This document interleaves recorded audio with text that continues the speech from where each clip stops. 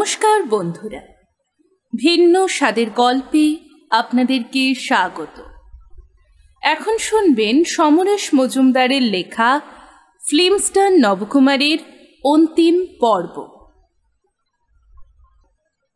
একজন মানুষ যখন এই বাড়িতে ছিল তখন তাকে নিয়ে বিন্দুমাত্র মাথা ঘামানোর কথা মনেই আসতো না।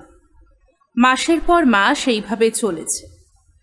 তারপর যখন মানুষটা প্রায় জড়ভরত হয়ে গেল, শুধু দুই চোখে তারা ঘুরিয়ে কথা বলার চেষ্টা করত, তখন তাকে উপেক্ষা করার ক্ষমতাও উধাও হয়ে গেল। তার কাছে গেলে নবকুমার চোখে খুশি দেখতে পেত এবং সেই খুশি ধীরে ধীরে তাকে যেন জড়িয়ে ধরত এক অদ্ভুত অনুভূতি। শরীরটা ছাই হয়ে গিয়েছে। পৃথিবীর কোথাও উর্মিলার অস্তিত্ব নেই, কিন্তু উর্মিলার ঘরে গেলেই নবকুমারের মনে হয় উর্মিলা যেন আশেপাশেই আছে। চোখ বন্ধ করলেই মনে হয় তার দিকে তাকিয়ে হাসছে। উর্মিলা চলে যাওয়ার পরে এই ঘর থেকে দুজন রাত দিনের নার্সই শুধু চলে গিয়েছে, আর যেখানে যা যেমনভাবে ছিল তেমনভাবে রাখা আছে। বাড়িতে ঢুকলেই নবকুমার এই ঘরে আসার জন্য টান অনুভব করে। শেষ পর্যন্ত মন শক্ত করে পিটারকে ডাকল নবকুমার। শোনো, আজই লোক লাগিয়ে উর্মিলার ঘর ভালো করে পরিষ্কার করে ফেলবে। পরিষ্কার মানে? ওই ঘরে তো দুবেলা ঝাঁট দেওয়া হয়। ওহ, শুধু শুধু তর্ক করছো। ঘরের সমস্ত আসবাব, উর্মিলার যাবতীয় জিনিসপত্র চোখের সামনে থেকে সরিয়ে দাও। ঘরে ঢুকলে যেন মনে হয় উর্মিলা ওখানে থাকতো না। ঠিক আছে। নিজের ঘরে গিয়ে নবকুমার মনে মনে বলল, আর কোনো সমস্যা রইল না। যে চলে গিয়েছে তার স্মৃতি সরিয়ে দিলে ধীরে ধীরে সবকিছু স্বাভাবিক হয়ে যাবে। কাল থেকে অমিতাভ সেনের ছবির শুটিং শুরু হবে। এখনো পর্যন্ত যত ছবিতে কাজ করেছে খুব স্বাভাবিকভাবে নিজেকে তৈরি করেছে সে, কিন্তু শেষের দিকে আর তৈরি হওয়ার সময় পেল না।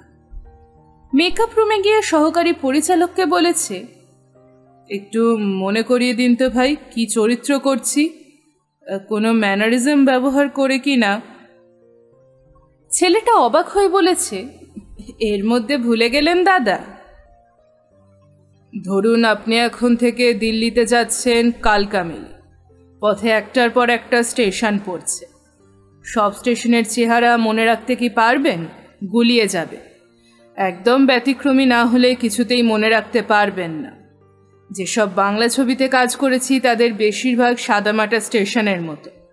মনে রাখা সম্ভব নয়, বুঝতে পারছেন? হ্যাঁ দাদা। তারপর সেদিনের শুটিংয়ের সিনগুলো বুঝিয়ে দেয়। ছেলেটি খারাপ পড়ে না। প্রথম যে দৃশ্য শ্যুট করা হবে তার সংলাপ দুবার শুনেই মনে গেঁথে গেল। মেকআপ নিতে নিতে তৈরি হয়ে যাওয়া খুব সহজ ব্যাপার নবকুমারের কাছে। নবকুমার শুনেছে অন্যান্য পরিচালকরা যেভাবে কাজ করেন অমিতাভ সেন সেভাবে করেন না। ফ্লোরে সংলাপ পাল্টানো নাকি তার স্বাভাবিক অভ্যাস।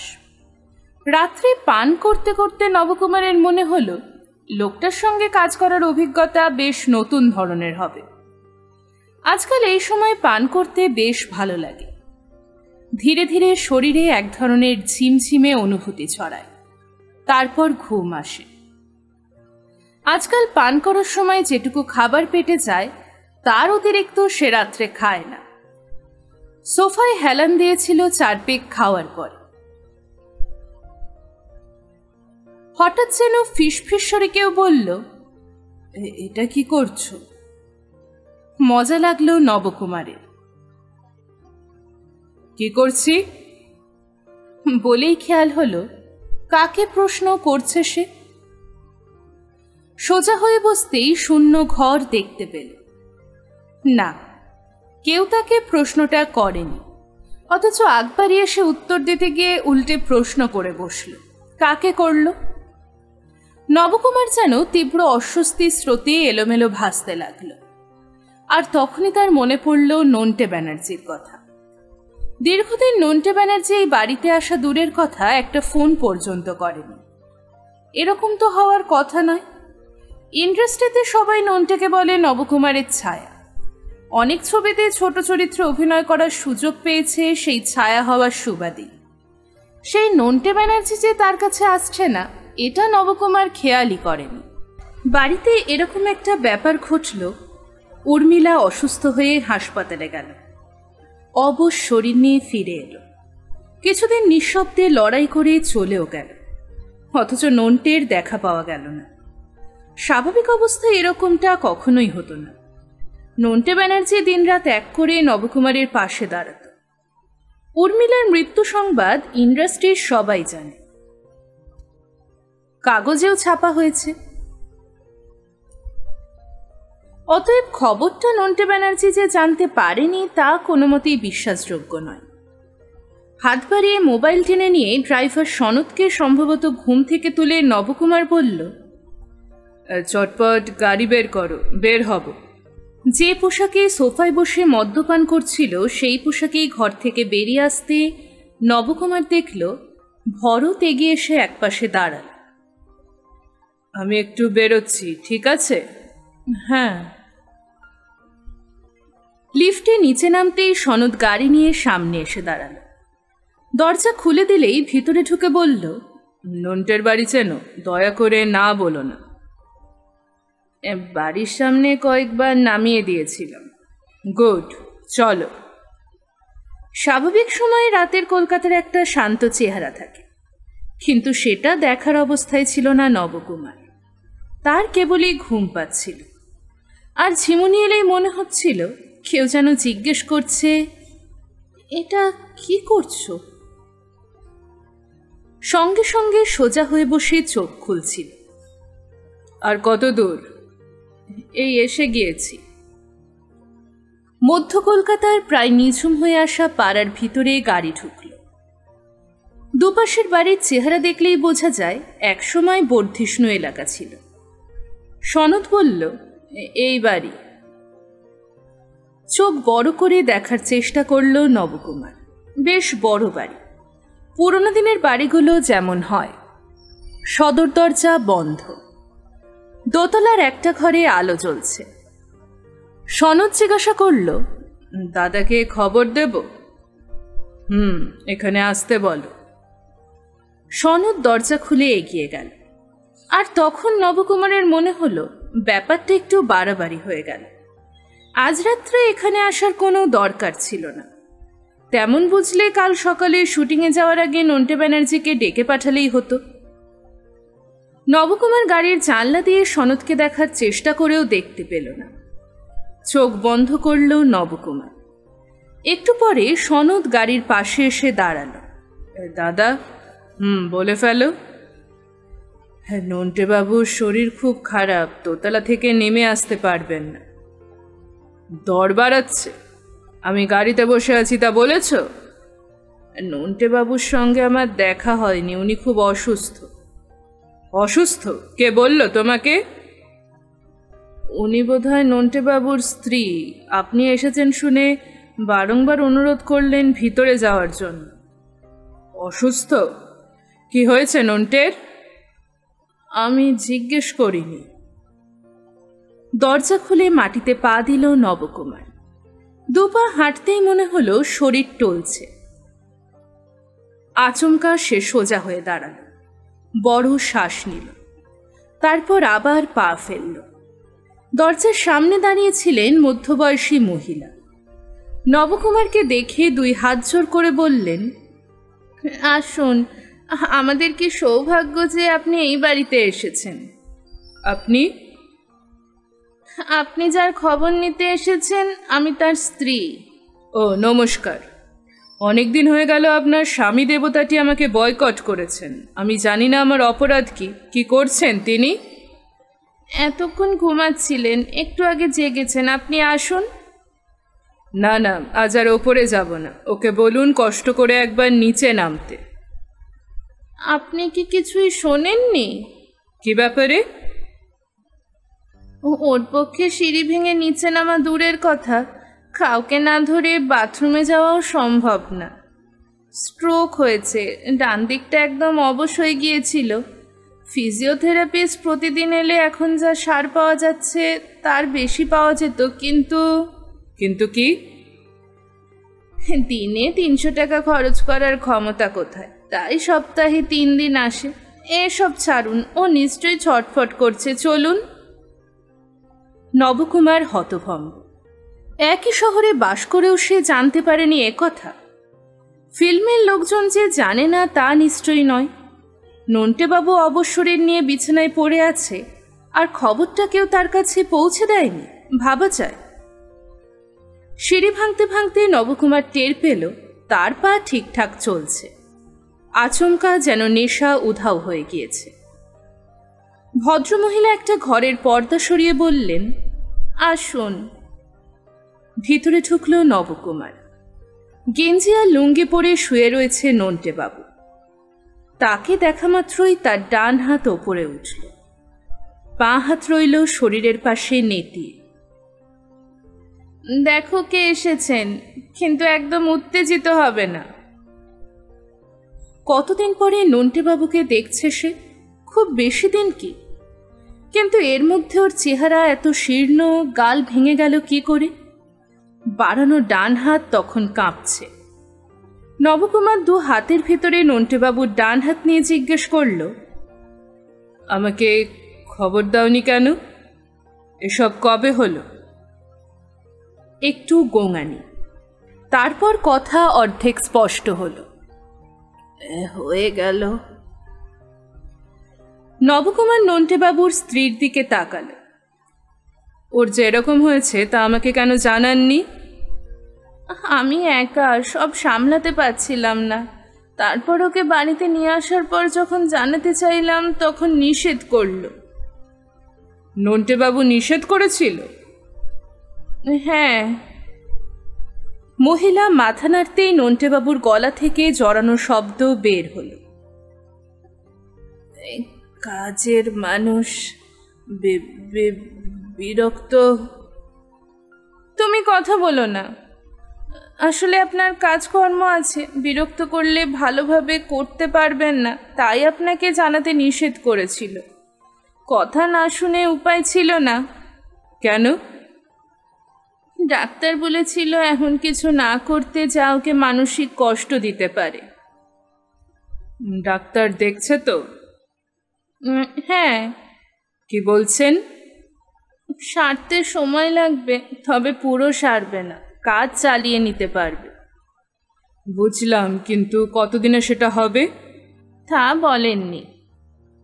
হঠাৎ এমন হলো কেন? জানি না। খেয়ে দিয়ে ঘুমিয়েছিল, মাঝরাতে বাথরুমে যেতে গিয়ে আর উঠতে পারেনি। এই সময় জড়ানো গলায় নন্টেবাবু বলল, খেতে দাও। এই রাতে চা না দিয়ে মিষ্টি দিই? আপনার সুগার নেই তো? সঙ্গে সঙ্গে কিছু বলার চেষ্টা করল নন্টেবাবু। তার স্ত্রী জিজ্ঞেস করলেন, কি বলছো? মিষ্টি খায় না, আলমারি থেকে আনো। আলমারিতে কি আছে? বহু বছর আগে কেউ ওকে বিলেতি মদ দিয়েছিল, নিজে তো খায় না। শুনেছিলাম আপনিও খান না, ও তাই রেখে দিয়েছিল। আজ বোধহয় গন্ধ পেয়ে দিতে বলছে। নন্টেবাবুর কথা শুনে সোজা হলো নবকুমার। না না, তার দরকার নেই, আমাকে কিছুই দিতে হবে না। আচ্ছা, যে ডাক্তার দেখছেন তার সঙ্গে কথা বলা যাবে? এই সময় তো ওকে কখনো ফোন করিনি। ঠিক আছে, আপনি কাল সকালে কথা বলবেন, আমি একসময় জেনে নেব। কিন্তু কি জিজ্ঞেস করব? ওকে সুস্থ করতে হলে কি করতে হবে, খরচের জন্য ভাববেন না। আপনি বলছেন যখন, তখন নিশ্চয়ই জিজ্ঞেস করব। আমি বলছি বলে, কিন্তু আপনার জানতে ইচ্ছে হচ্ছে না? ডাক্তার তো বলেই দিয়েছেন ফিজিওথেরাপি ছাড়া কোনো উপায় নেই, এবং সেটা খুব সময় সাপেক্ষ ব্যাপার। দেখছি। কি হলো? জড়ানো শব্দ দুটো বের হলো নন্টেবাবুর গলা থেকে। তার হাত নবকুমারের হাত জোরে আঁকড়ে ধরেছিল। বাধ্য হয়ে ভদ্রমহিলা বললেন, ও চাইছে আপনি কি করবেন? না না না, খাও প্লিজ। বেশ, দিন ওটা। ভদ্রমহিলা বোতলটা এনে দিতেই নবকুমারের হাত থেকে হাত সরিয়ে নিল নন্টেবাবু। তারপর চোখ বন্ধ করল। সেটা লক্ষ্য করে নবকুমার জিজ্ঞাসা করল, কি হলো? নন্টেবাবু উত্তর দিল না। ওর স্ত্রী উল্টো দিকে চলে এলেন। কি হলো, শরীর খারাপ লাগছে? চোখ খুলল না নন্টেবাবু, কথাও বলল না। তোমার কি শরীর খারাপ লাগছে? না। তাহলে চোখ বন্ধ করে আছো কেন? ওকে চলে যেতে বলো। কি বলছো তুমি? চলে যাকো।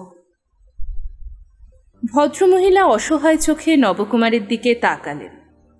নবকুমার উঠে দাঁড়াল। আমার মনে হয় ওকে এখন বিশ্রাম দেওয়া উচিত। আজ আমি আসছি।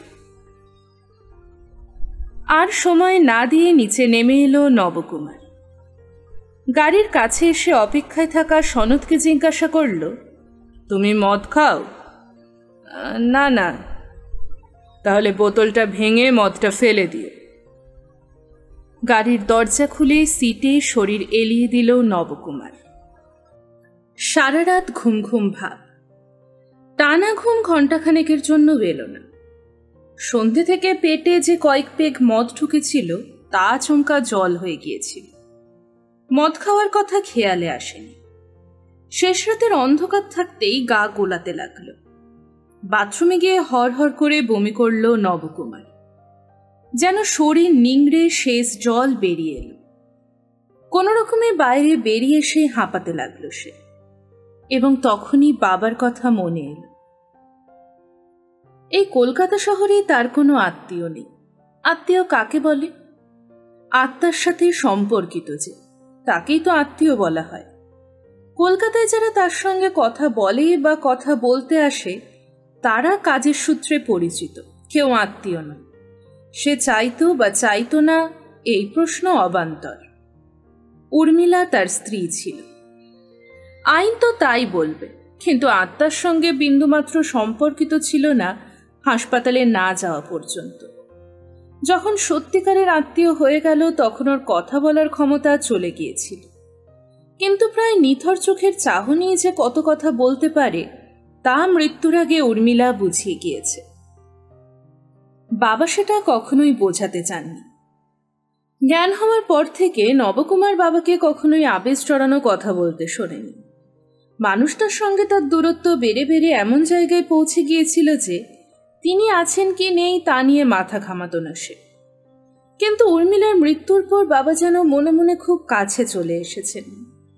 এখন এই পৃথিবীতে বাবাও খুব নিঃসঙ্গ, শুধু চুপচাপ নিজের যা করা উচিত বলে মনে করছেন তাই করে যাচ্ছেন। বাবার কোনো বন্ধু নেই। মায়ের সাথে সম্পর্ক কিরকম ছিল তা নিয়ে সে কখনোই মাথা ঘামায়নি। মা চলে যাওয়ার পরেও বাবার আচরণে কোনো পার্থক্য সে দেখেনি। তার সঙ্গে বাবার একটাই তফাৎ, সে যা ভাবছে তা বাবা কখনোই ভাববেন না। তবু আজ মনে হলো বাবার কাছাকাছি থাকলে দিনগুলো হয়তো স্বস্তিতে কাটত। আরও একবার বমি হয়ে গেল। হওয়ার পর শরীর যেন হালকা হলো। বিছানায় এসে চোখ বন্ধ করতে না করতেই ঘুম। কতক্ষণ ঘুমিয়েছিল নবকুমার জানে না। কেউ যেন গভীর জলের তলা থেকে তাকে টেনে তুলল। চোখ না খুলে নবকুমার বলল, কে? আগে আমি পিটার। তোমার আর কোনো কাজ নেই? ঘুম ভাঙাতে কেন এলে? ডিরেক্টর অমিতাভ সেনের প্রোডাকশন থেকে ফোন এসেছিল। ওফ, তা আমি কি করব? ঠিক আছে, আপনি ঘুমোন, পরে কথা বলবো। কি বলতে এসেছিলে? আজ অমিতাভ সেনের শুটিংয়ের সময় চেঞ্জ হয়েছে। সকাল 10টার বদলে বিকেল 5টায় কল টাইম। তুমি কি বললে? অন্য ডিরেক্টরের ছবি হলে যা বলতাম তা অমিতাভ সেনের ছবির প্রোডাকশনকে বলবো কিনা বুঝতে না পেরে ফোন ধরতে বলে আপনার কাছে এসেছি। পিটার, তুমি আমাকে সমস্যায় ফেলছো। সরি, আর এরকম হবে না। দাঁড়াও, ওদের বলো আমি ঠিক সময় পৌঁছে যাব, কিন্তু রাত 10টার পরে শারীরিক কারণে শ্যুট করতে পারবো না, ডাক্তারের অনুমতি নেই। মাথা নেড়ে বেরিয়ে গেল পিটার। কিছুক্ষণ পরে ফিরে এসে বলল, ওরা বললে আজ আপনাকে রাত 10টায় ছেড়ে দেবে। ডিরেক্টর নিজেই নাকি তারপরে শ্যুট করেন না। নবকুমার কথা বলল না, তার একটু অস্বস্তি হচ্ছিল। গাড়ি থেকে নামতেই প্রোডাকশন ম্যানেজার এগিয়ে এল। Good afternoon sir. টালিগঞ্জে সবাই বলে ঘড়ির কাঁটা ধেরিতে চলতে পারে, কিন্তু আপনি কখনো লেট করেন না। শুটিং হচ্ছিল NT1-এ। চারদিকে তাকিয়ে নবকুমার জিজ্ঞাসা করল, কোন ফ্লোর? স্যার, আজ ফ্লোরে ঢোকা হবে না, মেকআপ নিয়ে আউটডোরে যাওয়া হবে। আসুন, মেকআপটা করে নেবেন। আউটডোর মানে? এরকম সিনের কথা তো মনে পড়ছে না। ছিল না স্যার, কিন্তু হিরোইনের শরীর খারাপের খবর পেয়ে দাদাই আউটডোরটাকে লিখে ফেললেন। মেকআপ রুমের দরজা খুলে দাঁড়ালো লোকটা। পিটার আগে ঢুকে চারপাশ দেখে নবকুমারের জিনিসপত্র কোণের টেবিলের উপর রাখার পরে লোকটা জিজ্ঞাসা করল, কি বলবো, চা না কফি? কিছু না। নবকুমার চেয়ারে বসে আয়নায় নিজেকে দেখল, তারপর নিজের মনেই বলল, কদিন বেশ ছিলাম। পিটার বলল, আপনার বিশ্রামের খুব দরকার। আর বিশ্রাম? একটা ব্যাপার লক্ষ্য করেছ? সব ছবির প্রথম দিন শুটিংয়ে গেলে প্রডিউসার ডিরেক্টর এসে অভ্যর্থনা করে। এই ছবিতে কেন সেটা হলো না বলো তো? ঠিক বুঝতে পারলাম না। প্রডিউসার ভাবছে আমি ওর ঘরের লোক। যতক্ষণ রাজি করতে পারছিল না ততক্ষণ খুব তেল মারছিল। এখন ঘাড়কা মুরগি হয়ে গেছি, তাই অভ্যর্থনা করার জন্য আমার দরকার মনে করেনি। আর পরিচালক তো... কথার মাঝখানে দরজায় টোকা পড়ল। পিটার এগিয়ে গিয়ে দরজা খুলতেই অমিতাভ সেন ভিতরে ঢুকলেন। Good afternoon. শরীর ঠিক আছে তো?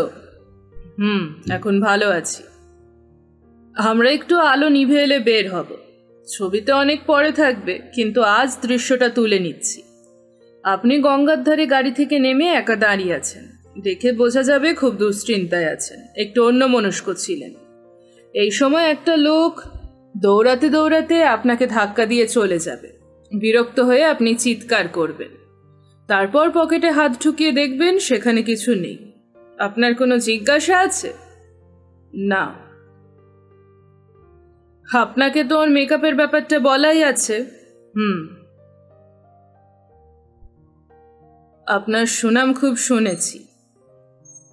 খুব ভালো লাগছে ভাই। আপনার মতো এত বড় স্টার যে আমার মতো মেকআপ ম্যানের কথা শুনেছেন তা ভাবতেই পারিনি। দেখুন, আমি মনে করি ক্যামেরার সামনে দাঁড়িয়ে যারা কাজ করেন তাদের চেয়ে কম প্রতিভাবান মানুষ ক্যামেরার পিছনে কাজ করেন না। অমিতাভ সেন বললেন, ঠিক কথা। আপনারা কাজ করুন, আমরা আর মিনিট 40-এর মধ্যে বেরিয়ে পড়ব। পরিচালক চলে গেলে মেকআপ ম্যান বললেন, আপনার তো ভারী মেকআপ নেই, মিনিট 5 লাগবে। আপনি বিশ্রাম করুন, আমি না হয়... দাঁড়ান, আপনারা তো পক্সের ছাপগুলো যেমন আছে তেমন রেখে দিতে চাইছেন। হ্যাঁ, পরিচালক তো সেই রকম বলেছেন। আমি চাইছিলাম প্রথম টেকের পরে একবার ক্যামেরায় দেখে নিলে ভালো হতো। যদি খুব খারাপ দেখায় তাহলে আপনি মেকআপে কিছু একটা করে দিতে পারেন। আপনি যা চাইছেন তা পরিচালককে কি আমি বলবো? না, থাক। প্রোডাকশন ম্যানেজার যখন ডাকতে এলো তখন মেকআপ ম্যান বললেন, একবার আয়নায় নিজেকে দেখে নিন দাদা ভাই। নবকুমার চোখ খুলল। আয়নায় সাদাসাপটা চেহারার একটি ছেলে যে তার দিকে তাকিয়ে রয়েছে। ভারী মেকআপ দূরের কথা, পক্সের দাগগুলো যেন এখন বেশি চোখে পড়ছে। সে হাত বাড়িয়ে পিটারের রেখে দেয়া মেকআপ বক্স থেকে চিরুনি তুলে চুল আঁচড়ে নিতে নিতে বুঝতে পারছিল সিনেমায় যে নবকুমারকে পাবলিক এতদিন দেখে এসেছে তার সঙ্গে অনেকটাই পার্থক্য দেখতে পাবে এখন। একবার ভাবল মেকআপ ম্যানকে বলবে পক্সের দাগগুলো ঢেকে দিতে, কিন্তু নিজেকে সংযত করল সে। মেকআপ ম্যান বললেন, বুঝতে পারছি দেখে আপনি খুশি হচ্ছেন না, কিন্তু পিছন থেকে প্রোডাকশন ম্যানেজার গলা তুলল, না না, চরিত্রের সঙ্গে খুব মানিয়ে গিয়েছে। অমিতাভ সেন জীবনের ছবি করেন, ওকে দেখে স্বাভাবিক জীবনের মানুষ বলেই মনে হচ্ছে। চলুন দাদা, আমরা রেডি। শ্বাস ফেলল নবকুমার। খবরের কাগজে তার নামের আগে ম্যাটিনি আইডল শব্দ দুটো লেখা হতো। ছবি এমন কায়দা করে ছাপা হতো যে পাঠক ভেবে নিত সে স্বপ্নের রাজকুমার। তাকে এই ছবিতে দেখে সবাই হতভম্ব হয়ে যাবে। চোয়াল শক্ত করল নবকুমার। তাকে এমন অভিনয় করতে হবে যাতে দর্শক তার আগের চেহারা ভুলে যায়। গঙ্গার ধারে গাড়ির দরজায় হেলান দিয়ে দাঁড়িয়ে আছে নবকুমার। এখনো সন্ধ্যার অন্ধকার ঘন হয়নি। যতটুকু আলো না থাকলে শুটিং করা সম্ভব নয় তার ব্যবস্থা করে ফেলেছে টেকনিশিয়ানরা। কোমরে তো হাত রেখে অমিতাভ সেন আকাশের দিকে তাকিয়েছিলেন। ক্যামেরাম্যান জিজ্ঞাসা করল, দাদা কিছু ভাবছেন? আরো খানিকটা অন্ধকার হোক। নবকুমার হেসে ফেলল। কলকাতার কমার্শিয়াল ছবির কোনো পরিচালক তাকে ক্যামেরার সামনে দাঁড় করিয়ে শুট না করে দাঁড় করিয়ে রাখার সাহস পেতেন? সে আকাশের দিকে তাকাল। মেঘ জমেছে। তাড়াতাড়ি শুট না করলে অমিতাভ সেনকে প্যাক আপ বলতে হবে। তার অর্থ হলো যে দিনগুলো তার কাছ থেকে উনি শুটিংয়ের জন্য নিয়েছেন তা থেকে একটি দিন কমে যাওয়া। মাথা নাড়ল নবকুমার। আচ্ছা ভাই, সবাই তৈরি? নবকুমার, আপনাকে যা বলেছি তা নিশ্চয়ই মনে আছে? গুড। মাথা নেড়ে চিৎকার করে ক্যামেরা চালু করতে বললেন অমিতাভ সেন। নবকুমার চারপাশে তাকাল, একটু ভাবল, তারপর সোজা হয়ে দাঁড়াতে অমিতাভ সেন চিৎকার করলেন, কাট। নবকুমার জিজ্ঞাসা করল, আবার নেবেন? দরকার নেই, ক্যামেরার পজিশন চেঞ্জ করো। নবকুমার যখন নদীর দিকে এগোবে তখন তুমি সামনে থেকে ওকে ধরো। ঘণ্টা দুয়েক শুটিং চলল। কোনো সংলাপ নেই, সহশিল্পী নেই। নবকুমার এখন গঙ্গার কাছাকাছি। ওপাশে স্টিমার চলে যাচ্ছে আলো জেলে। অমিতাভ সেন জিজ্ঞাসা করলেন, নবকুমার, বৃষ্টির জল গায়ে পড়তেই কি জ্বর আসে? শেষবার কবে বৃষ্টিতে ভিজেছিলাম মনে নেই। বাহ, তাহলে একটু ঝুঁকি নেওয়া যেতেই পারে। ভালোভাবে কভার দাও ক্যামেরাম্যান, দেখো ভেতরে যেন জল না ঢোকে। ওকে দাদা। এই সময় এক ফোঁটা জল ওপর থেকে নবকুমারের মুখে পড়ল। সে তাকাতেই বুঝল যে কোনো মুহূর্তে বৃষ্টি বেশ জোরে নামবে। তীব্র প্রতিবাদ করতে গিয়েও নিজেকে সামলে নিল সে। বৃষ্টির জলে তাকে ভিজিয়ে শুট করার সাহস অন্য কোনো পরিচালক পেতেন কিনা সন্দেহ। প্রয়োজন হলে আগে থেকে ব্যবস্থা নেওয়া যেত, অথচ এখানে কেউ তোয়ালে হাতে দাঁড়িয়ে নেই। শর্ট না থাকলে কেউ ছাতা খুলবে না। রাগের বদলে নবকুমারের মজা লাগল। অমিতাভ সেন নিজেও ছাতার নিচে দাঁড়িয়ে নেই। চিৎকার করে বললেন, নবকুমার, বৃষ্টি ঠিকঠাক শুরু হয়ে গেলে ক্যামেরা স্টার্ট করবে। আপনি মুখটা একটু আকাশের দিকে তুলবেন যাতে বৃষ্টির ফোঁটা মুখে দেখতে পাই। বৃষ্টি আসছে, রেডি। কয়েক সেকেন্ডের মধ্যেই আকাশ ভেঙে জল নেমে এল। নবকুমারের মাথা মুখ ভেজা শুরু হলে সে চোখ বন্ধ করল। অমিতাভ সেন চেঁচিয়ে বললেন, কাট। Thank you Nabakumar. এই তাড়াতাড়ি একটা তোয়ালে ওকে দাও, মাথায় জল বসে গেলে জ্বর আসতে পারে। এরকম কাজ হয় শুনেছিল নবকুমার, অভিজ্ঞতা হয়নি। সাধারণত একটা ছবি 30 থেকে 40 দিন ধরে শুট হয়। খুব কম করে 3 থেকে 4 মাস সময় লাগে যদি প্রযোজকের টাকার জোগান ঠিক থাকে আর নামী শিল্পীদের ডেট ঠিকঠাক পাওয়া যায়। কিন্তু অমিতাভ সেন মাত্র 25 দিনেই ছবি শেষ করে ফেললেন। টানা শুটিং হয়েছিল, মাঝে 3 দিন কাজ হয়নি। এমন অভিজ্ঞতা এতদিন কাজ করেও তার হয়নি। বাধ্য না হলে অমিতাভ সেন শুটিংয়ের সময় বলা সংলাপই ছবিতে রেখে দেন। অসুবিধে বুঝলে আলাদা করে শিল্পীকে দিয়ে সংলাপ বলিয়ে রেকর্ড করে রাখেন। নবকুমার শেষ পর্যন্ত না বলে পারল না।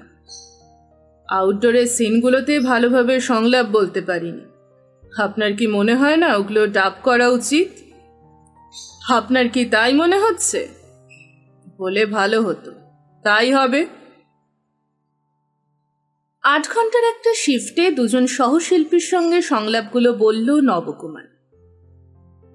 শেষ হলে জিজ্ঞাসা করলো অমিতাভ সেনকে, কেমন মনে হচ্ছে?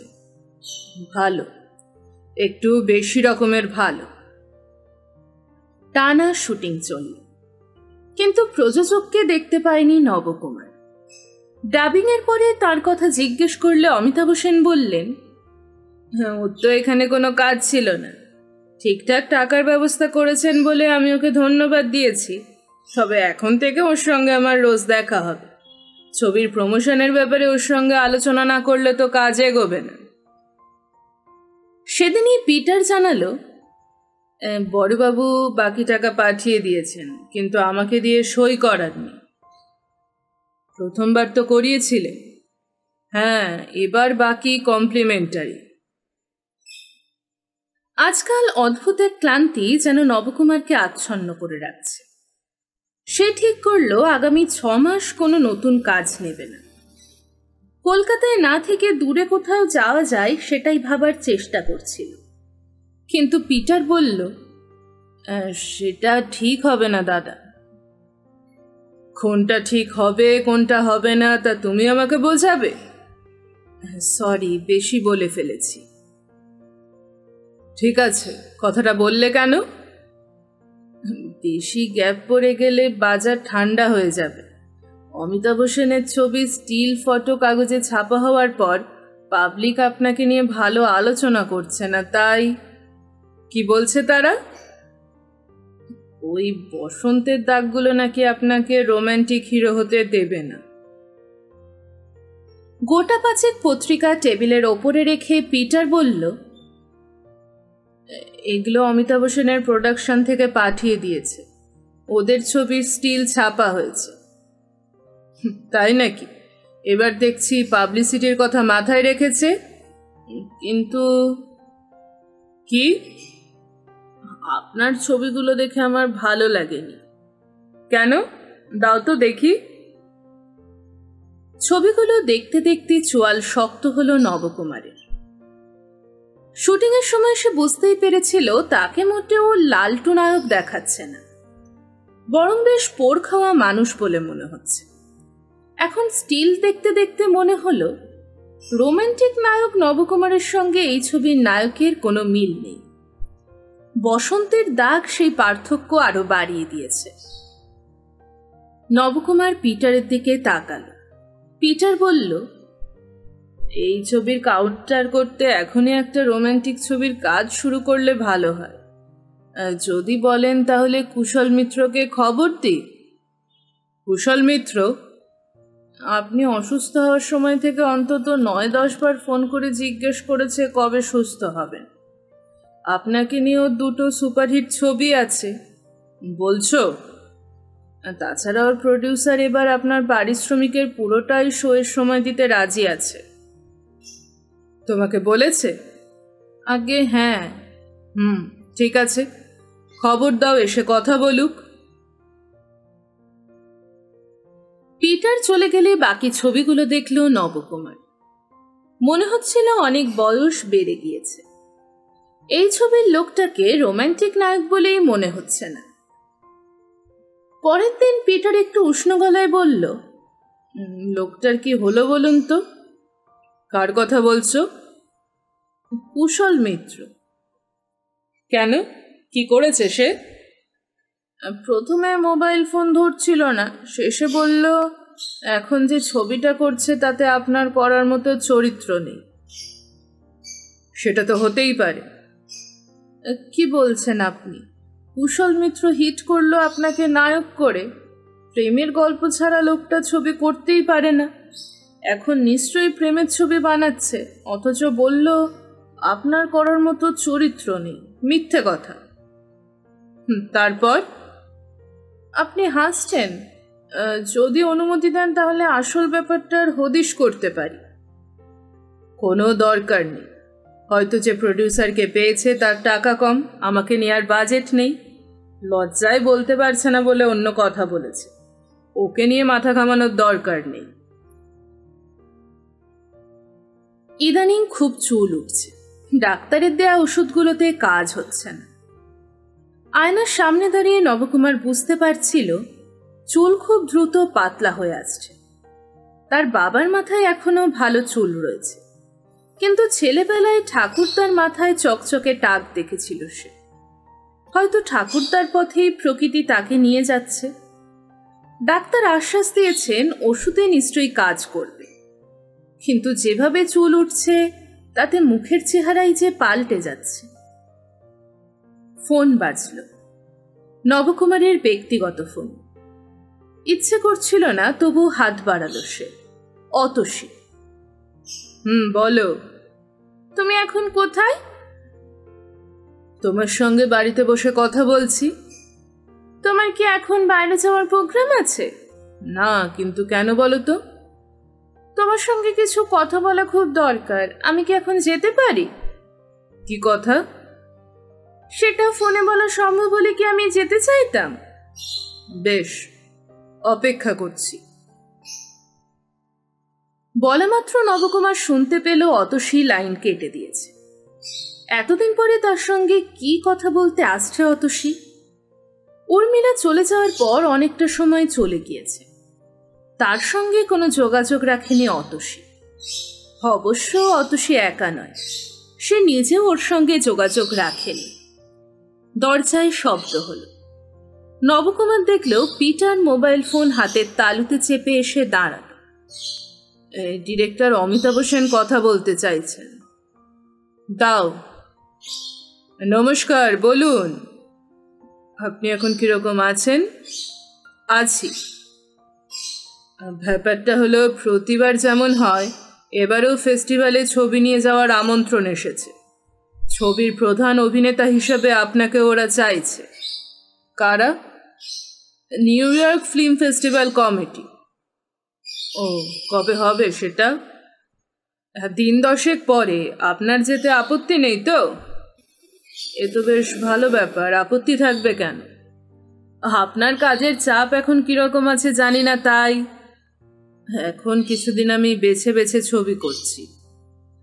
খুব ভালো করছেন। আচ্ছা, রাখছি। অতসী একাই এলো। পিটারকে নবকুমার বলে রেখেছিল ওকে বাইরের ঘরে বসাতে, চা অফার করতে। খবর পাওয়ার পর 4 মিনিট অতসীকে অপেক্ষা করিয়ে নবকুমার বাইরের ঘরে এলো। এসে অতসীকে দেখে হাসল। বাহ। বা মানে? তুমি আগের থেকে অনেক বেশি সুন্দর হয়েছ। Thank you. অনেকদিন পর দেখা হলো, কেমন আছো? আছি, তুমি কেমন আছো? কেমন দেখছো? বৌমারা যাওয়ায় কারোর চেহারার পরিবর্তন হয় কখনো শুনিনি। মানে? তোমার এক মাথা চুল ছিল, এখন অভিনয় করতে হলে, মানে হিরো হতে হলে উইগ পরতে হবে। হ্যাঁ, এটা তো এখানকার নিয়ম। নায়কের মাথায় কম চুল থাকা চলবে না। যাকগে, বলো হঠাৎ কি দরকার পড়লো যে মৌনব্রত ভাঙলে? আমি মৌন থাকতে বাধ্য হয়েছিলাম, কারণ তুমি আমাকে বাধ্য করেছিলে। যাকগে, অতীত নিয়ে এখন আর কাটাছেঁড়া করতে চাই না। তোমার সঙ্গে আমার ভালো সম্পর্ক ছিল, যাই ঘটুক না কেন সেই সময় ওই সম্পর্কটা তো ঠিক ছিল, তাই না? এখন নেই, কিন্তু সেজন্য আফসোস করে কি হবে? তুমি একটু অন্যরকম কথা বলছো। হয়তো। কেন? নিজের কাছে সবাইকে কখনো না কখনো কৈফিয়ত দিতে হয়, সেটা দেওয়া দরকার বলে তোমার কাছে এসেছি। আমার কথাবার্তা তোমার তাই অন্যরকম মনে হচ্ছে। দায়টা কি? ছেড়ে দাও এসব ভারী ভারী কথা। তুমি কিছুটা বদলে গিয়েছো। কিরকম? কিরকম? বয়স্ক অভিজ্ঞ মানুষ বলে মনে হচ্ছে। আগের সেই রোমান্টিক প্লেবয় ইমেজটা চলে গিয়েছে, এখন অনেক ম্যাচিওর্ড মনে হচ্ছে। সোজা কথা বলতে পারছো না? বলো, বুড়ো না হলেও প্রৌঢ় বলে মনে হচ্ছে। না, বয়সে সেই অবস্থায় পৌঁছাওনি, কিন্তু চেহারার আগের চাপল্য আর নেই। তোমাকে এখন চকলেট হিরোর চরিত্রে নেওয়ার আগে পরিচালকরা দুবার ভাববে এটা কেন হলো। উর্মিলার চলে যাওয়াটা সহজভাবে নিতে পারোনি? কি জানি। জানকে, তুমি কি এরকম একাই থাকবে ঠিক করেছো? আমার কথা থাক না। বেশ, আমার কথা বলি। সেজন্যই তো এসেছো বললে, যদি আমি ভুল বুঝে না থাকি। দেখো, আমি ভেবেছিলাম আমরা একসঙ্গে জীবন কাটাতে পারবো, কিন্তু সময় বলে দিল সেটা সম্ভব নয়। আমার সঙ্গে বন্ধুত্ব করা যায়, শারীরিক সম্পর্ক করা যায়, প্রয়োজনে আশ্রয় নেওয়ার জন্য আমার বাড়িতে যাওয়া যায়, কিন্তু বিয়ে করা যায় না। এটা তুমি বুঝলে, কিন্তু একটু দেরিতে বুঝলে। আমি ব্যাপারটা নিয়ে অনেক ভেবেছি। উর্মিলা যদি অর্ধমৃত অবস্থায় দীর্ঘকাল বেঁচে থাকতো, তাহলে আমার সঙ্গে সম্পর্ক রাখতে তোমার অসুবিধা হতো না। কিন্তু উর্মিলার জীবদ্দশায় যা হয়নি, ওর মরে যাওয়ার পর তোমার মধ্যে যে প্রতিক্রিয়া হলো তা আমি কল্পনা করিনি। কিন্তু আমি তোমাকে বিরক্ত করিনি, আক্রমণ করিনি, চুপচাপ অপেক্ষা করেছিলাম। কিন্তু একসময় বুঝলাম তোমার জন্য অপেক্ষা করে কোনো লাভ নেই। যাকে, এভাবে তো জীবন চলতে পারে না। আমাকে এখনো অনেকদিন পৃথিবীতে থাকতে হবে। তাই আমি সিদ্ধান্ত নিয়ে নিলাম নতুন করে জীবন শুরু করব। যার সঙ্গে করব তাকে তুমি চেনো না। ফিল্ম ইন্ডাস্ট্রির সঙ্গে তার কোনো সম্পর্ক নেই। আমি স্থির করেছি বিয়ের পর আর অভিনয় করব না, একেবারে আর 5টা সাধারণ বিবাহিত মহিলার মতো জীবনটা কাটিয়ে যাব। তোমাকে না বললে স্বস্তি পাচ্ছিলাম না, তাই বলতে এসেছিলাম। ভালো থেকো। উঠে দাঁড়ালো অতসী। নবকুমার শব্দহীন, তার শরীর স্থির হয়েই রইল। আমি আসছি, মাথা বেঁকিয়ে বলল অতসী। তারপর সোজা হেঁটে দরজা খুলে বেরিয়ে গেল। ওর চলে যাওয়া দেখল নবকুমার, তারপর চোখ বন্ধ করল। টিভিতে খবরটা বলেছিল। নবকুমার টিভি দেখে না বলে জানতে পারেনি। পিটার দরজায় শব্দ করলে তাকে ঘরে আসতে বলল নবকুমার। কি হলো? খারাপ খবর শুনলাম। নবকুমার কথা বলল না, অপেক্ষা করল। খবরটা যদি সত্যি হয় খুব খারাপ খবর। নন্টেবাবু চলে গিয়েছেন। কি? এখনই ফোন এলো। কে ফোন করেছিল? নাম বলেনি, বলল ওর স্ত্রী আপনাকে জানাতে বলেছেন। বাহ, চমৎকার। কথা নেই বার্তা নেই, নন্টে চলে গেল, আর এই খবরটা আমাকে জানানোর সময় হলো তার চলে যাওয়ার পরে। মাথা নিচু করে দাঁড়িয়েছিল পিটার। তার দিকে তাকিয়ে নবকুমার জিজ্ঞাসা করল, কখন? আজ ভোরে। ননসেন্স, কোনো কাণ্ডজ্ঞান হলো না লোকটার। আগেও ছিল না, হলে অভিনেতা হিসেবে নিজের জায়গা করে নিতে পারত। গাড়ি বের করতে বলো। একটু খোঁজ নিয়ে বের হলে ভালো হতো না? কেন? নন্টেবাবু কোথায় আছেন, বাড়িতে না হাসপাতালে? খোঁজ নাও জলদি। মিনিট 3 পরে পিটার দ্রুত ফিরে এল। ওকে হাসপাতাল থেকে শ্মশানে নিয়ে যাওয়া হচ্ছে। কি বলছো তুমি? ওকে সরাসরি শ্মশানে নিয়ে যাচ্ছে? ওকে স্টুডিওতেও নিয়ে আসবে না? যে স্টুডিওগুলোতে বড় অভিনেতা হওয়ার জন্য এতগুলো ঘুরে বেড়ালো, সেখানে এনে ওকে মালা পরানো হবে না? তাই তো বলল। গাড়ি বের করতে বলেছ? হ্যাঁ, ওকে কেওড়াতলায় নিয়ে গিয়েছে, আমরা সেখানেই যাব তো। ন্যাকামি করছো কেন? আমরা কি জন্য বেরিয়েছি? কোথাও যেতে হবে না, সোজা গ্রামের বাড়িতে চলো। গাড়ি চলছিল মাঝারি গতিতে। পিছনের সিটে শরীর এলিয়ে দিয়েছিল নবকুমার। আচমকা ঝিমঝিম করছিল শরীর। উর্মিলার অসুস্থ হওয়ার পিছনে যেসব কারণ ছিল, তার একটারও দায় কি সে এড়িয়ে যেতে পারে? প্রশ্নটা মনে এলো। যে লোকটা দিনের পর দিন স্টুডিওতে তার ছায়া হয়ে থাকত, উর্মিলার অসুস্থতা যখন বাড়াবাড়ি পর্যায়ে পৌঁছালো, তখন নিশ্চয়ই কর্তব্য করেছিল নবকুমার। কিন্তু শরীর অবশ হয়ে যাওয়া উর্মিলার দুটো চোখের কাতর চাহনি তাকে জগৎ সংসার ভুলিয়ে দিয়েছিল। ওই মেয়ে যখন কথায় ফুলঝুরি জ্বালাতো তখন নির্বিকার থাকতে পেরেছিল সে, কিন্তু যখনই সে মুখ হয়ে গেল, শুধু চোখের ভাষা ছাড়া সে ভাষাহারা ছিল। সে যে অত কথা বলতে পারে কল্পনাও করেনি নবকুমার। সেই নির্বাক কথা শুনতে শুনতে দিন কেটেছিল। নন্টে ব্যানার্জির সঙ্গে তো বটেই, বাবার সঙ্গেও সম্পর্ক ক্ষীণ হয়ে গিয়েছিল। অসুস্থ নন্টে ব্যানার্জিকে দেখে আসার পরে কোন অভিমানে সে আর খবর নিল না? কোনো কৈফিয়ত নেই। জীবনে এমন অনেক কাজ আমরা করি যার কোনো ব্যাখ্যা খুঁজে পাওয়া যায় না। অনেকেই বলতো নন্টে ব্যানার্জি নবকুমারের চামচা, কিন্তু মৃত্যুর কয়েক মাস আগে থেকে সে জানিয়ে গিয়েছে তারও আত্মসম্মান বোধ আছে। কতটা পথ এসেছে, কখন গাড়ি দাঁড়িয়ে গিয়েছে বুঝতে পারেনি নবকুমার। পিটারের গলা কানে যেতে সে চোখ খুলল। ঘোলাটে লাগছে চারধার। একটু একটু করে সেটা কেটে গেলে পিটারের গলা স্পষ্ট হল। আমরা প্রায় এসে গিয়েছি। আপনার কি শরীর খারাপ লাগছে? না, ঠিক মানে একটু জ্বর জ্বর। আপনি রেস্ট নিন, বাড়ির সামনে পৌঁছে আপনাকে ডাকবো। তাহলে এখন ডাকলে কেন? সোজা হলো নবকুমার। জায়গাটাকে সে চিনতে পারল। এখান থেকে তাদের বাড়ি খুব বেশি হলে 8 মাইল হবে। নবকুমার বলল, গাড়ি দাঁড় করাও। অবাক হলো পিটার। এখানে? আজকাল তুমি বড্ড বেশি কথা বলছো। সরি। মাথা নেড়ে ড্রাইভারকে ইশারা করল পিটার। গাড়ি থেমে গেল। গাড়ির দরজা খুলতে গিয়ে নবকুমার বুঝল শরীরে জোর পাচ্ছে না। সে সামনে পিছনে তাকাতে 3 চাকার সাইকেল রিক্সাটা দেখতে পেয়ে বলল, ওটাকে থামাও, জিজ্ঞাসা করো আমাদের বাড়িটাকে চেনে কিনা। না না, জিজ্ঞাসা করো কালীতলায় যাব, কত নেবে। আপনি রিক্সায় যাবেন? তুমি বাংলা বোঝো না? আর কথা না বাড়িয়ে গাড়ি থেকে নেমে রিক্সা দাঁড় করিয়ে কথা বলে এসে পিটার জানালো, 20 টাকা চাইছে। তোমার কাছে 20 টাকা থাকলে ওকে দিয়ে দাও। পিটার রিক্সাওয়ালাকে আগাম ভাড়া দিয়ে দিলে নবকুমার গাড়ি থেকে নেমেই রিক্সায় উঠল। ওঠার সময় লক্ষ্য করল রিক্সাওয়ালার মুখ একই রকম নির্বিকার থাকল। সে জিজ্ঞাসা করল, বিহারি না বাঙালি?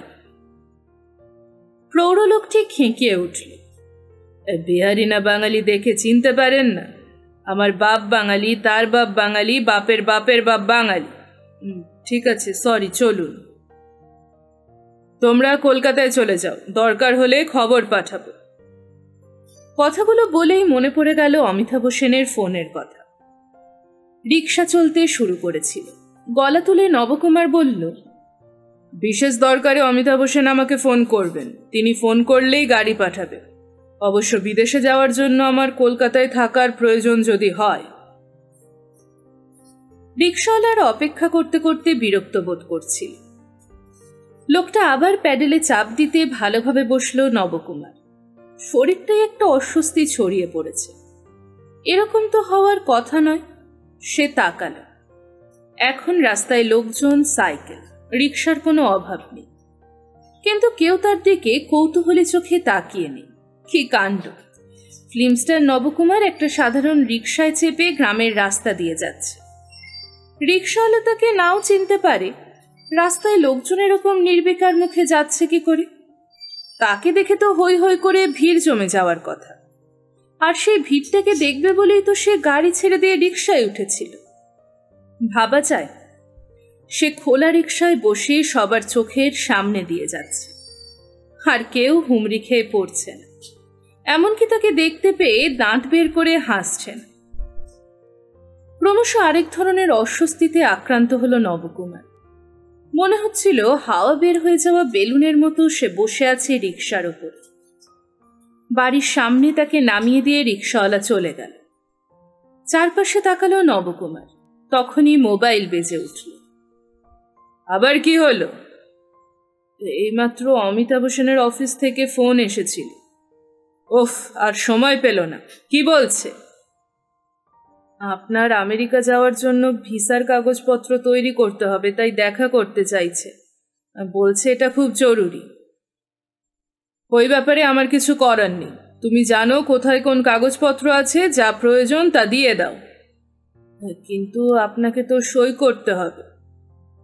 তুমি বাড়ি ফিরে গিয়ে ওরা যা চাইছে সেইভাবে কাগজ তৈরি করো আর গাড়িটাকে এখানে পাঠিয়ে দাও। রাখছি। ফোন বন্ধ করে বাড়ির দিকে তাকালো নবকুমার। সদর দরজা বন্ধ। পাশের দরজা কিভাবে খুলে বাগানে ঢোকা যায় তা ছেলেবেলা থেকেই জানা। ভেতরে ঢুকলো নবকুমার। ঝিম ধরে আছে বাড়িটা। কেউ আছে কিনা বোঝা যাচ্ছে না।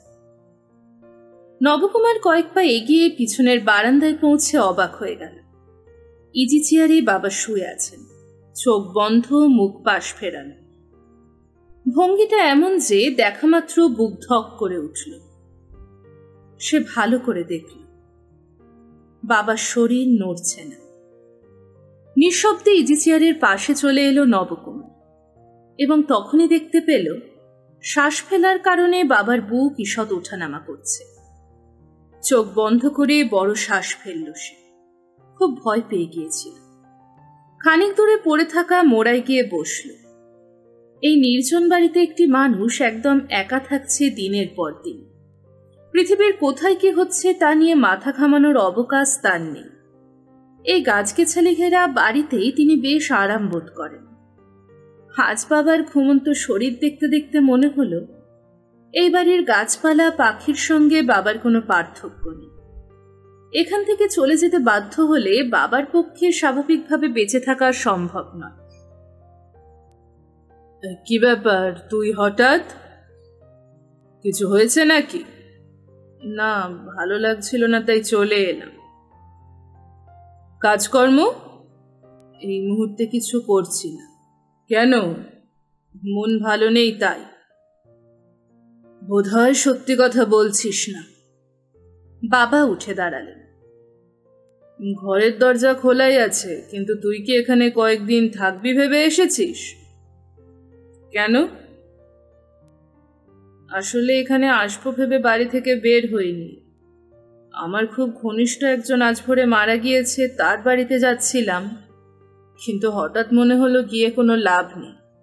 ওর বেঁচে থাকার সময় আমি তেমন কাজে লাগিনি, এখন গিয়ে কি হবে। কিন্তু মন খুব খারাপ ছিল, তাই এখানে চলে এলাম। তুই কি সুস্থ? এ কথা কেন? যে মানুষটা তোর ঘনিষ্ঠ ছিল বললি, তার শরীর থেকে প্রাণ বেরিয়ে যাওয়ার খবর পেয়ে তোর মনে হলো তার মৃতদেহর কাছে যাওয়ার কোনো দায়িত্ব তোর নেই? আশ্চর্য! জীবিত অবস্থায় যার সাহচর্য নিয়েছিস, মৃত্যুর পর তার দেহ সম্পর্কে উদাসীন হয়ে গেলি।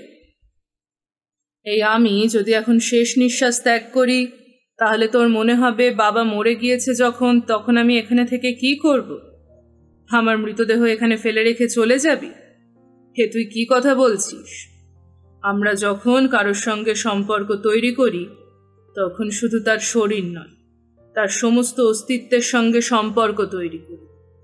আজ তোর মনে হয়েছে ওই লোকটির কাছে গিয়ে কি হবে, তার কারণ হলো কোনোদিনই তার সঙ্গে সম্পর্ক গড়ে ওঠেনি তোর।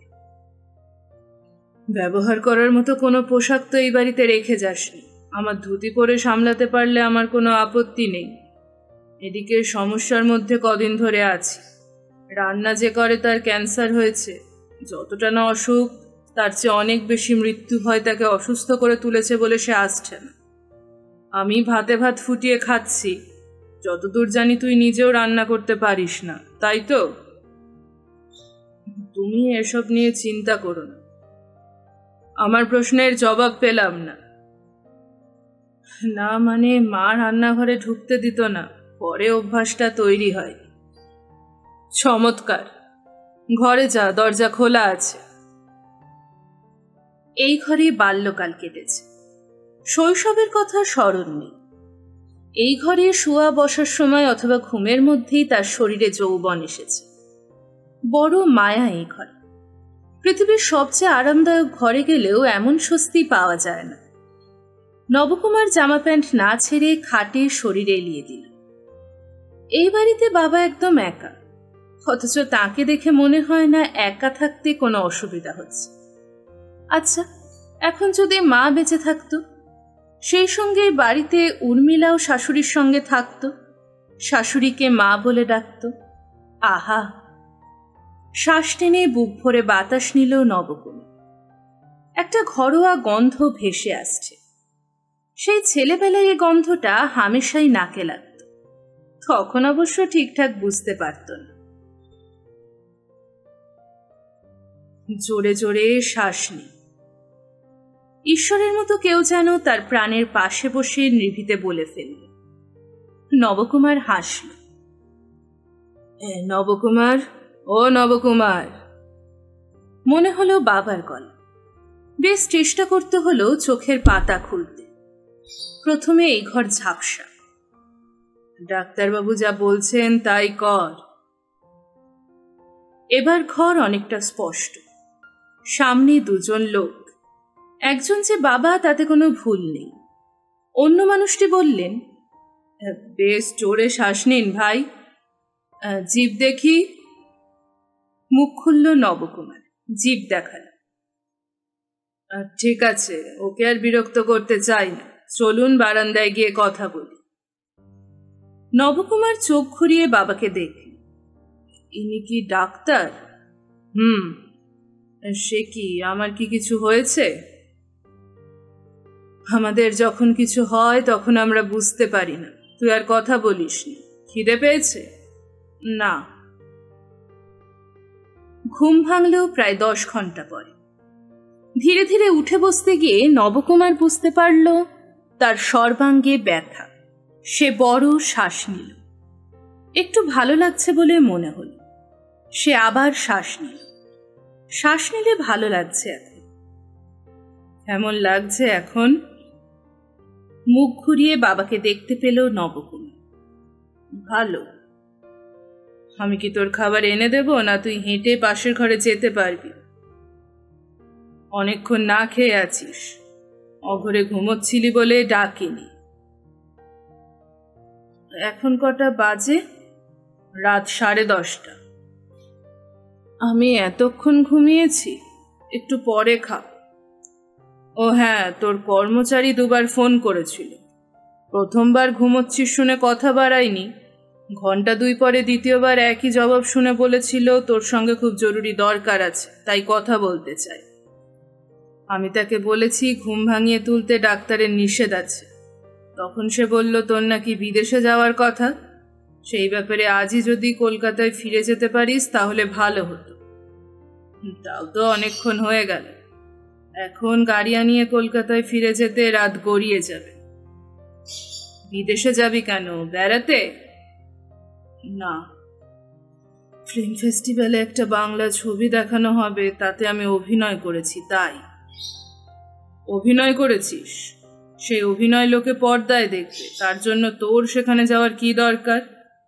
যাকগে, আমি অবশ্য এসব ঠিক বুঝি না। যদি শরীর ঠিক থাকে, নিজেকে সুস্থ মনে করিস, তাহলে কাল সকালে যেতে পারিস। ওদের বলে দিস তোর গাড়ি কাল সকালে পাঠিয়ে দিতে। তুই খেতে যেতে পারবি তো, না প্লেট এখানে নিয়ে আসবো? পারবো। বাবা বেরিয়ে গেলে নবকুমারের মনে হলো খাবার দিতে যেটুকু দেরি হবে ততটুকু সময় সে চোখ বন্ধ করতে পারে। খুব দুর্বল লাগছে শরীরটা, শুয়ে থাকতেই আরাম লাগছে। মিনিট 3 পরে ফোন নিয়ে ঘরে ঢুকে বাবা ছেলেকে দেখলেন। একবার ছেলের নাম ধরে ডাকলেন, কোনো সাড়া পেলেন না। তারপর দরজার বাইরে গিয়ে ফোন কানে চেপে বললেন, নবকুমার আবার ঘুমিয়ে পড়েছে। কাল সকালে ঘুম ভাঙলে ওকে বলবো যে আপনি আবার ফোন করেছিলেন। ঘুম ভাঙল 7 সকালে। সাধারণত এই সময় উল্টো দিকে পাশ ফিরে শোয়ার অভ্যেস নবকুমারের। সেইভাবে শুতে গিয়েই মনে পড়ল। দ্রুত উঠে বসল সে। বসে জানলার বাইরেটা দেখল। অন্ধকার চলে যাচ্ছে, কিন্তু আলো ফুটতে এখনো দেরি রয়েছে। কিন্তু আর শুয়ে থাকা ঠিক হবে না, তাকে তৈরি হতে হবে। কলকাতা থেকে গাড়ি নিয়ে পিটার নিশ্চয়ই এতক্ষণে রওনা হয়ে গিয়েছে। 2বার বড় শ্বাস নিল নবকুমার। না, তেমন কোনো কষ্ট লাগছে না। যেটুকু দুর্বলতা তা খাওয়া দাওয়া ঠিকঠাক করলে কেটে যাবে। বিছানা থেকে নেমে আয়নার দিকে তাকিয়ে হেসে ফেলল সে। বাংলা সিনেমার জনপ্রিয় নায়ক দাঁড়িয়ে আছে একটা স্যান্ডো গেঞ্জি আর বাবার ধুতি কোমরে লুঙ্গির মতো জড়িয়ে। দেখলে দর্শক ভাববে এটা বোধহয় কোনো ছবির জন্য। স্বাভাবিক জীবনে এরকম পোশাক পরার কথা নবকুমার বহু বছর কল্পনাই করতে পারে না। কিন্তু এখানে তো কেউ দেখাননি। গোপন ক্যামেরায় ছবি তুলে কাগজে ছাপার জন্য ফটোগ্রাফার বসে নেই। এখন মুখ ধুয়ে চা খেতে হবে। শুধু চা নয়, সঙ্গে কিছু খাবার। দারুণ খিদে পেয়েছে। নবকুমার ভেজানো দরজা খুলে বাইরে পা দিয়ে অবাক হল। বারান্দায় ইজি চেয়ারে শরীর এলিয়ে বাবা ঘুমোচ্ছেন। এটা বাবার অনেক দিনের অভ্যেস। মা হেসে বলতেন, গত জন্মে ঘোড়া হয়ে জন্মেছিল, তাই এই জন্মে এক বিছানায় বেশিক্ষণ ঘুমোতে পারে না। বাগানের দরজা খুলে বাইরে এসে দুপাশে তাকালো নবকুমার। একদম ফাঁকা। এখনো মানুষজন পথে নামেনি। সে মাথায় হাত বোলাতে গিয়ে থমকে গেল। এটা কি? সে হাতটা চোখের সামনে নিয়ে আসতেই বেশ কয়েক গাছা চুল দেখতে পেল। সর্বনাশ! এ তো চুল আঁচড়ানোর পরে চিরুনিতে উঠে আসা কয়েকটা চুল নয়। চুলে আবার হাত বোলাতে সাহস হচ্ছিল না তার। একটা বড় শ্বাস বুক কাঁপিয়ে বেরিয়ে এল। এইভাবে চুল উঠলে তো তার টাক পড়ে যাবে। মাথায় টাক নিয়ে আজ অব্দি কোনো অভিনেতা বাংলা ছবির নায়ক হয়নি। হিন্দি সিনেমার 2-3 জন নায়ক টাক ঢাকতে পরচুলা পরে অভিনয় করেন। লোকে অনুমান করেও সেটা মেনে নিয়েছে। কিন্তু সেই সব অভিনেতা রোমান্টিক চরিত্রে আর অভিনয় করেন না। বাংলা ছবিতে প্রেম না করে নায়কের চরিত্র সচরাচর থাকে না। আরও একটা শ্বাস বেরিয়ে এলো বুক নিংড়ে। না, যা হওয়ার তাই হোক। যা সত্যিই তাকে সহজভাবে মেনে নেওয়াই ভালো। চায়ের দোকানের সামনে এসে নবকুমার দেখল মাত্র একজন চা খাচ্ছেন। সে দোকানদারকে জিজ্ঞাসা করল, চায়ের সঙ্গে টোস্ট হবে? দোকানদার চা বানাচ্ছিল। এখনো পাউরুটি আসেনি, বিস্কুট দিতে পারি, নোদ্দা মিষ্টি 2 রকমই আছে। সর্বনাশ! চা খাওয়া থামিয়ে গোল গোল চোখ করে বলল লোকটা। এটা শুনতে পেয়ে দোকানদার এদিকে তাকান। আপনার আবার কি সর্বনাশ হলো? আরে দূর, তোমার দোকানে কে চা খেতে এসেছে তা কি দেখেছ? চেনা চেনা লাগে। তোমার দ্বারা কিচ্ছু হবে না, তুমি সারা জীবন চা বানাও। নবকুমার তো? কি আশ্চর্য! যদিও আমি সিনেমা দেখি না, কিন্তু কাগজে তো তোমার ছবি ছাপা হয়। সেই ছবির সঙ্গে তোমার চেহারার খানিকটা তফাৎ দেখছি। তুমি কি মেকআপ করে চেহারা বদলে সিনেমায় অভিনয় করো? না, একটা অসুখ হয়েছিল, তারপর থেকে। জানি জানি, পক্স, খবরের কাগজে বেরিয়েছিল। বড় খারাপ রোগ ভাই। এখন তো চিকেন পক্স হয়। আগে স্মল পক্স হতো, চোখ অন্ধ করে দিত। তোমার শুধু মুখে দাগ রেখে গিয়েছে। চুল উঠছে নাকি? হয়ে গেল। আস্তে আস্তে টাক পড়ে যাবে। আমাকে চিনতে পারছো তো? আরে তুমি মুখে না বললে কেউ বিশ্বাস করবে না। আমি রাধাকান্ত, ওই যে ওখানে বাড়ি। বাবা হোমিওপ্যাথি করতেন, আমিও তাই। এখন তো তোমার খুব নাম ডাক। এই যে আমি তোমার সঙ্গে চায়ের দোকানে বসে কথা বলছি, তা যদি বউকে বলি তো সে বিশ্বাসই করবে না। ওর চা বিস্কুটের দাম নেবেন না। দোকানদার হকচকিয়ে গেল। নেব না? হ্যাঁ, নবকুমার আমাদের গায়ের গৌরব। সে ওই দোকানে বসে চা খেয়েছে জানলে দেখবে তোমার সেল বেড়ে যাবে। তুমি শুধু লিখে দেবে এখানে ফিল্ম স্টার নবকুমার চা পান করিয়াছেন, তাতেই কাজ হবে। ওসব কিছু করতে হবে না। চা কি তাড়াতাড়ি হবে না? আরে একটু না হয় দেরি হোক, লোকজন দেখুক, ভিড় জমুক, তাতে প্রচারটা ভালোভাবে জমবে। বুঝতে পারছো? কিন্তু না বলে দিলে কেউ চট করে বুঝতে পারবে না তুমি ফিল্ম স্টার নবকুমার। নবকুমার উঠে দাঁড়াল। আরেকজন খদ্দের ইতিমধ্যে এসে গিয়েছে। সে পা বাড়াতেই শুনতে পেল, এ কি চলে যাচ্ছে যে, চা খাবে না? নবাগতার গলা কানে। এ লোকটা কে? চেনা চেনা লাগলো। কথাটা কানে যেতেই নবকুমারের মাথা গরম হয়ে গেল। সে দূরে দাঁড়িয়ে গলা তুলে জিজ্ঞাসা করল, আপনারা কি আমার সঙ্গে ইয়ার্কি মারছেন? এ কি ইয়ার্কি মারবো কেন? খেপে গেল নবকুমার। আমি কে তা বুঝতে পারছেন না? না, একজনের সঙ্গে খানিকটা মিল আছে বটে, কিন্তু সে আপনি নয়। তার দায় পড়েছে গায়ের এই চায়ের দোকানে এসে চা খেতে। এবার প্রথম লোকটা বলল, এই তো, ভুল কিছু হয়নি।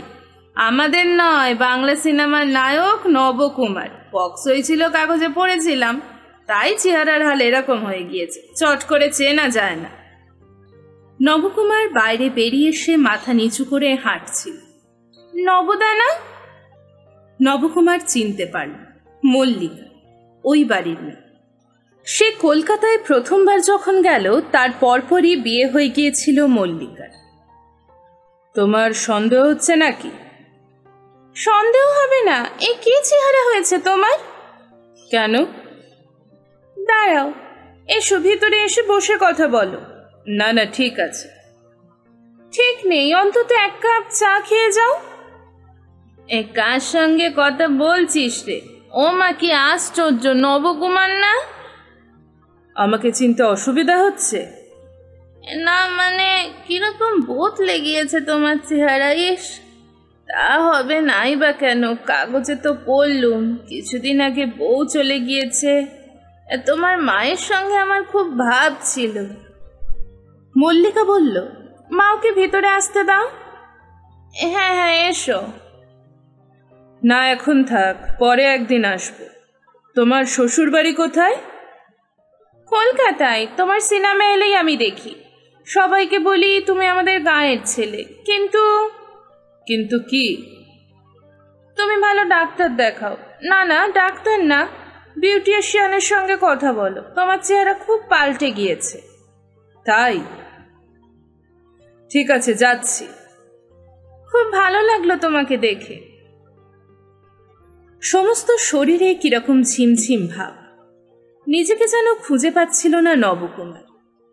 মল্লিকার সঙ্গে কতদিন পরই আজ দেখা হলো। তাকে দেখে মল্লিকা উৎসাহিত হয়ে কথা বলেছে, কিন্তু তার খারাপ না লাগলেও চলে আসতে পেরে স্বস্তি লাগলো। চায়ের দরকার ছিল, ওরা চা খাওয়াতে চাইল, কিন্তু কেন যে মুখ থেকে না বেরিয়ে এলো তা সে নিজেই জানে না। মোবাইল বেজে উঠল। যন্ত্রটা বের করে কানে চাপল নবকুমার। পিটারের গলা। কাল রাত্রে যখন খবরটা পেলাম তখন আপনি ঘুমিয়ে পড়েছিলেন। কি খবর? অমিতাভ সেনের ছবি শেষ মুহূর্তে ফেস্টিভ্যাল থেকে বাদ হয়ে গিয়েছে। সে কি? হ্যাঁ, টিভিতে খবরটা শুনে আমি যোগাযোগ করেছিলাম। কি বললেন উনি? বললেন এই ফেস্টিভ্যালটা তেমন কিছু ইম্পর্টেন্ট নয়। কান আছে, ভেনিস আছে, সেখান থেকে ডাক আসবে, ঘাবড়ানোর কিছু নেই। কিন্তু অনেকেই বলছে অমিতাভ সেন আর আগের মতো ছবি করতে পারছেন না। এই ছবিটা যদি না করতেন তাহলে ভালো হতো। কথাটা আমাকে আগে বলনি কেন? উত্তর দিল না পিটার। কয়েক সেকেন্ড অপেক্ষা করে মোবাইল ফোন বন্ধ করে দিল নবকুমার। আচমকা সে আবিষ্কার করলো তার মন বেশ হালকা হয়ে গিয়েছে। এই যে কোথাও যেতে হবে না, তা যেন সে বেশ আরামদায়ক মনে করল। বাগানের দরজা খুলে ভিতরে ঢুকল সে। যেহেতু আজ কলকাতায় যাওয়ার কোনো জরুরি প্রয়োজন নেই, তাই সাত সকালে পিটার গাড়ি নিয়ে আসবে না। অতএব খেয়ে ঘুমিয়ে অলসভাবে চমৎকার সময় কাটানো যাবে এখানে। নবকুমার রান্নাঘরে ঢুকল। দুধ ছাড়া চা বানিয়ে চুমুক দিল সে। মন্দ লাগছে না, একটু অন্যরকম, কিন্তু এখন সারা পৃথিবীতে দুধ ছাড়া চা খাওয়াকে স্বাস্থ্যের পক্ষে ভালো বলে মনে করছে মানুষ। আজ না হয় তাই খাওয়া যাক। চায়ের কাপ নিয়ে বাইরে পা বাড়িয়েই মনে হলো বাবার জন্য এক কাপ চা বানানো তার উচিত ছিল, কিন্তু এখনই উনি চা খাবেন কিনা তা বোঝা যাচ্ছে না। যদি খেতে চান তাহলে এখন তার পক্ষে আরও এক কাপ চা বানিয়ে দেওয়া তো সহজ ব্যাপার। সে চায়ে চুমুক দিয়ে বারান্দার দিকে তাকিয়ে বেশ অবাক হল। অত মাছি কোথা থেকে এলো? ইজি চেয়ারে শোয়া বাবার শরীরের ওপর মাছিগুলো উড়ে বেড়াচ্ছে। কেউ কেউ গিয়ে বসছে বাবার মুখের ওপর। রান্নাঘরের বারান্দায় দাঁড়িয়ে নবকুমার দেখতে পেল বাবার মুখ ঈষৎ হাঁ হয়ে আছে। চায়ের কাপ নামিয়ে রেখে দৌড়ে উঠোন পেরিয়ে বারান্দায় উঠে এসে থমকে দাঁড়ালো নবকুমার। বাবার মুখের ভেতর থেকে একটা পিঁপড়ে বেরিয়ে এলো। সে চিৎকার করে ডাকল, বাবা! বাবার কোনো প্রতিক্রিয়া নেই। যেমন শুয়েছিলেন তেমনই শুয়ে রইলেন। নবকুমার দ্রুত বাবার কপালে হাত রাখল। কপাল ঠান্ডা। তাকে আসতে দেখেই বোধহয় মাছিগুলো উড়ে গেল বাগানের দিকে। পিঁপড়েরা দ্রুত পালাতে লাগলো। নিজের চোখকে বিশ্বাস করতে পারছিল না নবকুমার। বাবা বেঁচে নেই। সে নাকের তলায় আঙুল দিল। নাক থেকে বাতাস বের হচ্ছে না। বুকে হাত দিল।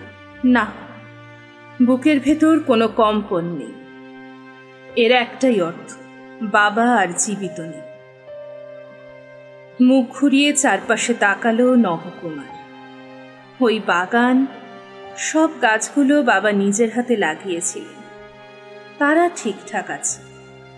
ওই রান্নাঘর, ওই কাঁঠাল গাছ চুপচাপ যেন বাবাকে দেখছে। বাবা কখন চলে গেলেন? মধ্যরাতে? কাউকে না জানিয়ে এই বারান্দায় ইজি চেয়ারে শরীর এলিয়ে বাবা একা একা চলে গেলেন। দুহাতে মাথা চেপে ধরল নবকুমার। তারপর বসে পড়ল পাশের মোড়ায়। তার সমস্ত শরীরে কান্না পাক খাচ্ছিল, কিন্তু শব্দগুলো গলার কাছে এসে যেন আটকে যাচ্ছিল। কিছুক্ষণ পরে তুমুল চিৎকার কানে এলো। চোখ খুলতে দেখলো একগাদা শালিক চড়াই সামনে চিৎকার করছে। সবার বুক বাবার শরীরের দিকে। মাথা থেকে হাত সরালো নবকুমার। আঙুলের ফাঁকে কয়েক গাছা চুল। সে বাবার দিকে তাকাল। বাবার মাথার অনেকটাই চুল শূন্য। সে কি ক্রমশ বাবার মতো হয়ে যাচ্ছে? এই সময় মোবাইল বেজে উঠল। নবকুমারের মনে হলো যন্ত্রটাকে গলা টিপে থামিয়ে দেবে, কিন্তু সে যন্ত্রটাকে বের করল না। বাজতে বাজতে একসময় থেমে গেল ওটা। ঘণ্টা চারেক পরেই বাবার মৃত শরীর নিয়ে পাড়ার লোকজনের সঙ্গে নবকুমার শ্মশানের দিকে হাঁটছিল। একজন জিজ্ঞাসা করল, এখন কি করবেন? নবকুমার তাকাল, কথা বলল না। লোকটা বলল, আপনি তো কলকাতায় ফিরে যাবেন, তাই দেখি। বাবার জ্বলন্ত শরীরের দিকে তাকিয়ে নবকুমার সিদ্ধান্তটা নিয়ে ফেলল। এতদিন কলকাতায় থেকে কেউ তার বন্ধু হয়নি। হয় চাটুকার, নয় শত্রু হয়ে গিয়েছিল সবাই। এই পৈতৃক বাড়িকে ছেড়ে থাকার কোনো মানে হয় না। বাবা যেখানে শেষ করে গেলেন, সেখান থেকে সে শুরু করতে পারে আরেকটা জীবন। নিজের মনে বাকি জীবনটা বেঁচে থাকার শান্তি পেতে পারে। মা চলে যাবার পর বাবা তো ওই বাড়িতে সেই শান্তিতেই থেকে গিয়েছিলেন। হঠাৎ খুব হালকা হয়ে গেল নবকুমার।